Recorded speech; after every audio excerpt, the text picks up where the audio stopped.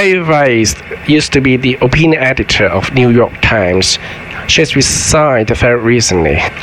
On vaccination, she wrote to the publisher. It was a letter of over 1,000 words, describing a hostile working environment. She came in for bullying from her colleagues. It's like most of the colleagues disagreed with her opinion. She recently published in support of a senator.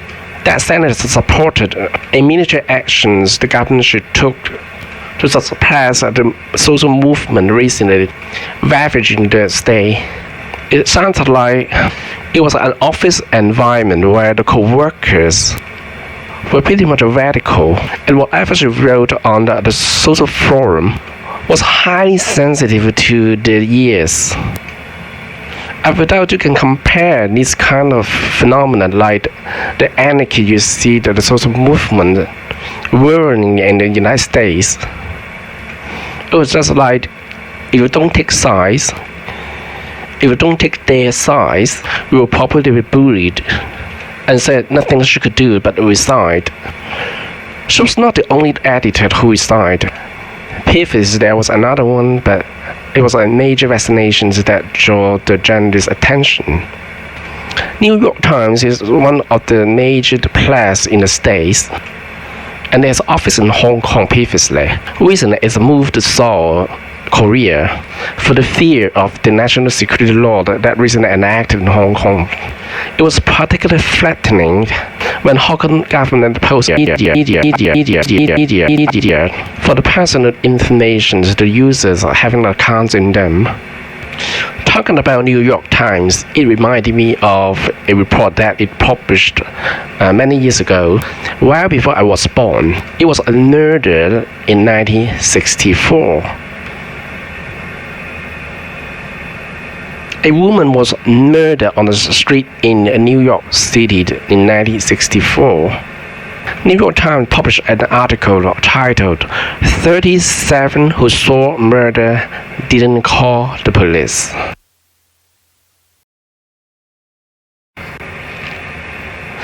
It was about a woman whose name called Kitty Genevieve. One night when she was on her way home, an attacker lay in wait for her and brutally stabbed her. Because her nun was injured, he was unable to scream for help. Later, when the police investigated it, quite a number of witnesses saw the murder. The attacker stabbed her twice. She fell at the front door of her flat and died. The police arrested the attacker and put questions to a lot of neighbors. The next day, the murder became a headline and drew a lot of controversy. New York Times reporter believed that the murder couldn't have happened if the neighbors, if the witnesses could call the police, if they could have taken the prompt actions to call the police when they saw the murder, Kitty Genevieve's life could have been rescued. This case is interesting because it attracted the attention of a lot of researchers. They started wondering if a person will extend help when there's a lot of crowd looking on. They believe that very probably, if a group of people were alone, they would be more willing to help. But if an incident involved a lot of people, there will be a bystander effect. Perhaps it will mentally flatten or deter a lot of people from doing any actions. No matter how brutal, how intolerable the event that they saw can be. It became a subject studied by the researchers like Pete Latane and John Daly almost more than half a century ago, and has become a subject almost every student in high school or uni who studies psychology may come across, either in the textbook and the lecture or classroom. It's like it is a classic case. For a long time, nobody has ever challenged until about a decade recently. Some reporters have revisited the case. A major media has made a coverage of the brother of Kitty Genevieve. It's like the murder was not like the fact that initially the New York Times had been reporting. It was like that there is some discrepancy in the historical fact about what the reporter get gathered on the spot and the police investigation, as well as other commentators at that time, has already found that there is discrepancy about the facts and the comments the New York Times had published. Roughly, it was like, yes, there might be a total of 38 witnesses. Yes, the number was right. The murder did happen. Kitty Genevieve had died. But Kitty's brother commented that most of the witnesses actually did not sense that a murder was taking place. It was not as numerous as 38 witnesses. There might be fewer. Very few of them have the full knowledge of how the murder had happened. At least most of the witnesses could not describe exact details of the murder. So New York Times at that moment was kind of brewing up the event, and probably they want to draw attention from the readers, so that the report was published like that way. In other words, those witnesses did see the murder, they probably could have called the police in time.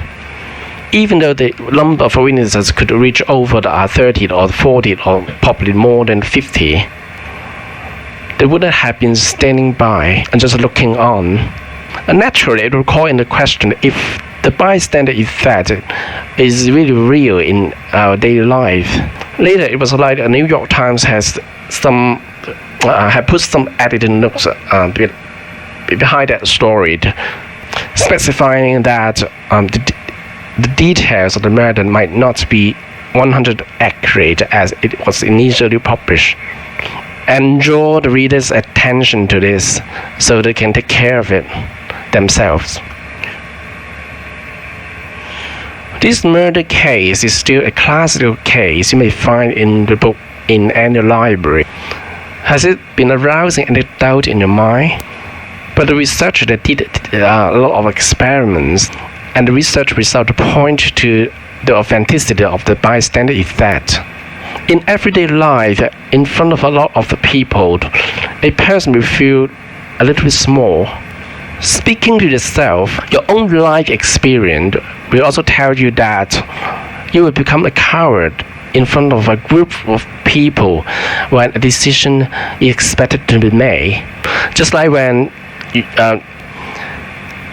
you were having hiking with a group of friends and you were on a fork in a factory in the forest. You guys, a lot of people that are deciding which way you should choose at the fork. But none of the group members ever speak. You will keep quiet, am I right? Even inside a classroom, when the teacher asks for the student respond to her question, students with the general rooms take the initiative to throw up their hands unless the teacher encourages them to, or the teachers handle this atmosphere very well that students are pretty much encouraged to do. When you saw in the movie the students throw up their hand very eagerly, I thought it was just a movie. In real life, students usually keep quiet, because a lot of other fellow students look on.